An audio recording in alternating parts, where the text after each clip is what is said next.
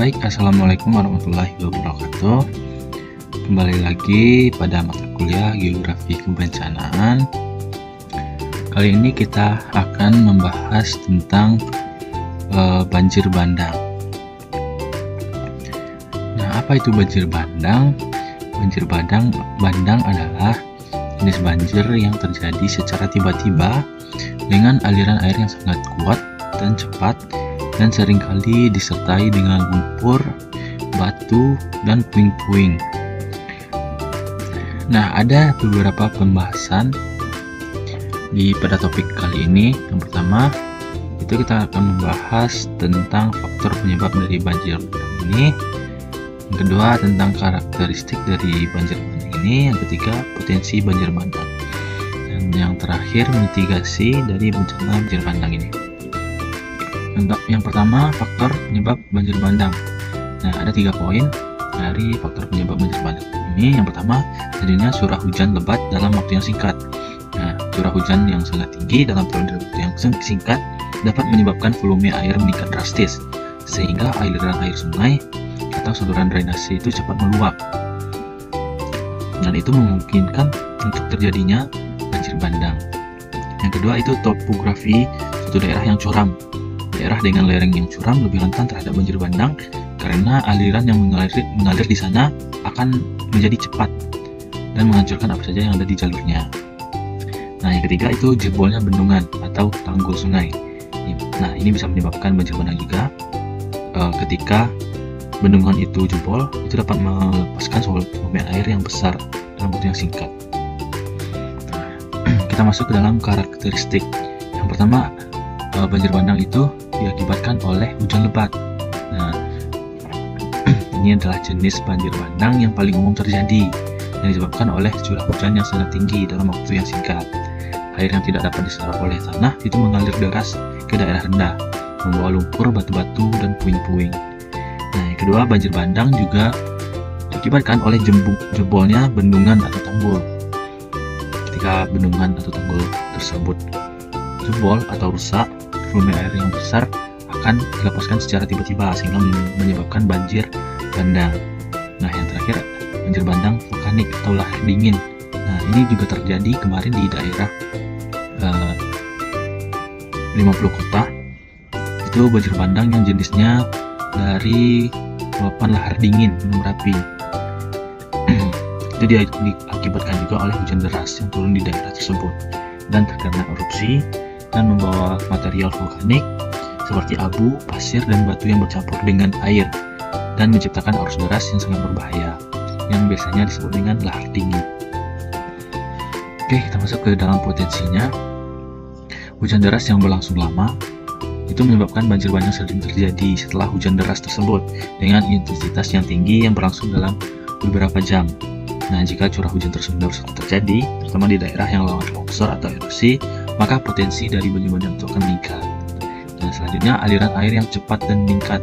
Nah, potensi dari banjir bandang itu sangat tinggi ketika aliran air yang cepat dan dalam waktu yang singkat itu meningkat dengan cepat. Nah, jika aliran air tiba-tiba meningkat volumenya secara drastis dan bergerak dengan sangat cepat, ini merupakan tanda awal terjadinya banjir bandang. Nah, selanjutnya, perubahan warna air sungai. Nah, potensi dari banjir bandang yang selanjutnya itu bisa kita lihat pada perubahan warna air sungai. Air sungai yang tiba-tiba berwarna keruh atau coklat itu menunjukkan bahwa akan terjadi banjir bandang yang membawa material lumpur, tanah, atau puing-puing. Biasanya ini menjadi tanda bahwa banjir bandang akan segera terjadi. Nah, selanjutnya ada suara gemuruh. Biasanya banjir bandang itu disertai dengan suara gemuruh yang keras yang berasal dari air yang membawa batuan dan pohon yang tumbang. Nah, jika terdengar suara gemuruh ini, bisa jadi ini adalah indikasi dari banjir bandang yang mendekat. Oke, selanjutnya kondisi tanah di lereng yang jenuh air. Nah, daerah dengan lereng yang curam yang tanahnya mulai jenuh akibat air hujan dan berpotensi longsor itu bisa menyebabkan banjir bandang.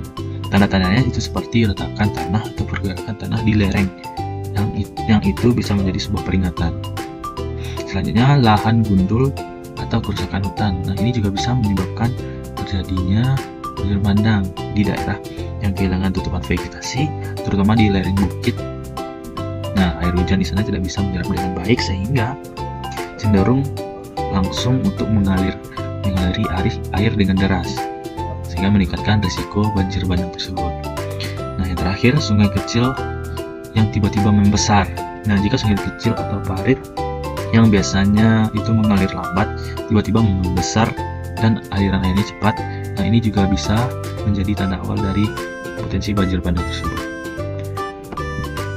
Oke, bagaimana cara memitigasi bencana banjir bandang atau cara penanggulangan banjir bandang? Nah, yang pertama ada prabencananya atau sebelum kejadian dari banjir bandang tersebut. Nah, yang pertama itu kita harus melakukan pemetaan daerah rawan. Nah, ini sangat perlu untuk mengidentifikasi daerah yang berpotensi mengalami banjir bandang, terutama di sekitaran sungai, lereng, dan pegunungan. Nah, dengan adanya pemetaan daerah rawan ini, masyarakat yang tinggal di sekitaran sungai itu bisa melihat indikasi dari tanda-tanda banjir bandang tersebut. Nah, yang kedua itu adalah penyuluhan dan edukasi. Nah, masyarakat perlu sekali untuk diberikan edukasi tentang tanda-tanda dari banjir bandang ini, sehingga risiko atau tindakan yang harus dilakukan itu masyarakat bisa tahu bagaimana simulasi bencana yang dilakukan ketika terjadi banjir bandang tersebut. Yang ketiga itu reboisasi dan penghijauan. Nah, ini juga penting untuk melakukan penanaman pohon di daerah yang rawan longsor dan banjir bandang ini untuk membantu menjaga stabilitas tanah dan mengurangi erosi. Selanjutnya itu pembuatan infrastruktur penahanan banjir seperti membangun tanggul sungai, membangun bendungan kecil, serta terasering di lereng bukit untuk memperlambat aliran air dan mencegah banjir bandang tersebut. Selanjutnya itu ada perbaikan sistem drainase. Nah, di daerah perkotaan sistem saluran air dan drainase ini harus ditingkatkan juga kapasitasnya agar mampu untuk mengatasi curah hujan yang tinggi. Selanjutnya itu kita juga harus merencanakan evakuasi dan menyiapkan jalur evakuasi yang aman dan lokasi penampungan yang sementara untuk peletakan banjir di area bebas banjir. Sebelum terjadi banjir bandang ini, kita juga harus menyiapkan jalur evakuasinya, sehingga ketika terjadi bencana banjir bandang ini kita sudah tahu kemana arah kita akan mengevakuasi diri. Terakhir itu peringatan dini. Peringatan dini ini untuk mewanti-wanti saat sebelum terjadi dari banjir bandang ini. Itu bisa melalui sirine, radio, atau pesan singkat yang dapat memberikan peringatan cepat ketika potensi banjir bandang ini meningkat, sehingga masyarakat cepat bisa tahu dan bisa cepat mengevakuasi. Nah, itu adalah mitigasi prabencana dari banjir bandang. Selanjutnya, ketika terjadi bencana banjir bandang tersebut, nah apa yang harus kita lakukan untuk memitigasi bencana banjir bandang ini? Nah, yang pertama, kita harus melakukan evakuasi cepat.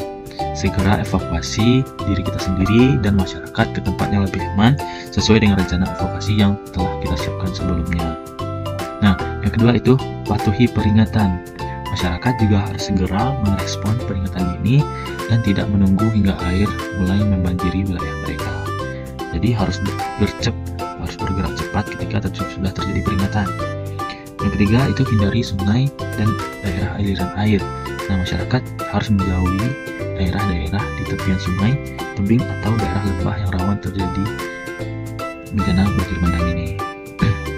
Yang keempat, berlindung di tempat tinggi. Jika tidak bisa dievakuasi, masyarakat disarankan untuk naik ke tempat yang lebih tinggi seperti atap bangunan atau bukit-bukit di sekitar kawasan rumah mereka. Terakhir itu koordinasi dengan petugas penyelamat seperti BNPB. Nah, masyarakat dan petugas penyelamat harus bekerja sama untuk memastikan evakuasi berjalan dengan lancar dan aman. Oke, selanjutnya pasca bencana. Nah, ketika sesaat setelah terjadi bencana banjir bandang ini, apa yang harus kita lakukan? Nah, salah satunya yang pertama dengan penanganan korban. Nah, segera lakukan pertolongan kepada korban yang terluka dan evakuasi korban selamat dari banjir bandang tersebut ke tempat penampungan. kedua itu penyediaan bantuan darurat seperti distribusi makanan, air bersih, pakaian, dan kebutuhan dasar lainnya untuk para pengungsi yang terdampak banjir bandang ini. Yang ketiga itu pembersihan wilayah, membersihkan sisa lumpur, puing-puing, dan sampah yang tertinggal seperti bambu, kayu-kayu, dan batu-batuan untuk memulihkan akses jalan dan area pemukiman. Nah, yang keempat itu pemulihan infrastruktur, memperbaiki infrastruktur yang rusak seperti jalan, jembatan, dan saluran air agar aktivitas masyarakat bisa kembali normal. Karena kejadian bencana banjir bandang ini bisa merusak infrastruktur yang ada di kawasan masyarakat. Selanjutnya, rehabilitasi lahan atau memulihkan lahan yang rusak akibat banjir bandang melalui reboisasi, penguatan lereng, dan pembangunan kembali infrastruktur penahan banjir. Selanjutnya, dukungan psikososial, yang mana harus menyediakan dukungan psikososial ini bagi korban yang trauma akibat bencana dari banjir bandang ini, untuk membantu mereka pulih secara mental dan emosional. Terakhir, kita harus melakukan evaluasi dan perbaikan sistem. Melalui evaluasi ini, itu kita bisa melihat kelemahan yang ada dan segera memperbaiki untuk potensi bencana di masa akan datang. Oke, sekian pertemuan kali ini. Saya akhiri. Assalamualaikum warahmatullahi wabarakatuh.